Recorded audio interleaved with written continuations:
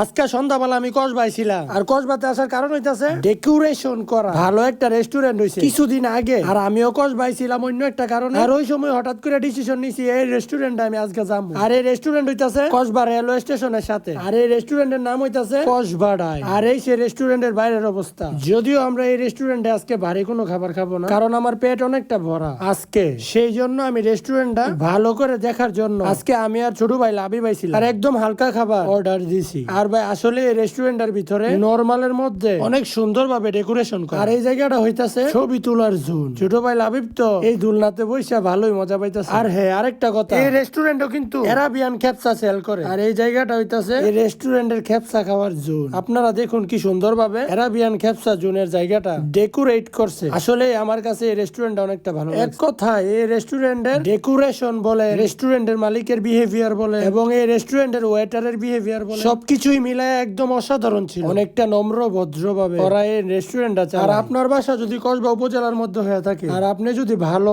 সুন্দর একটা রেস্টুরেন্ট খুঁজে, তাহলে এই রেস্টুরেন্টে আসতে পারেন, কারণ এই রেস্টুরেন্টের মধ্যে সবকিছুই আমার ভালো লাগে। আর হ্যাঁ, আরেকটা কথা আমি আবারও বলি, এই রেস্টুরেন্টের নাম হইতেছে কসবাডাই। আর আজকের ভিডিও আমি এখানেই শেষ করতে যাচ্ছি। আর কোনো একদিন আমি অবশ্যই এই রেস্টুরেন্ট আরাবিয়ান খেপসার রিভিউ দিব। আর আজকের ভিডিও এখানেই শেষ করতে যাচ্ছি। দেখা হচ্ছে আপনাদের সাথে পরের কোনো একটা ব্লগে। আমার পেজের ভিডিও ভালো লাগলে আমার পেজটাকে অবশ্যই ফলো করবেন। আল্লাহ হাফেজ।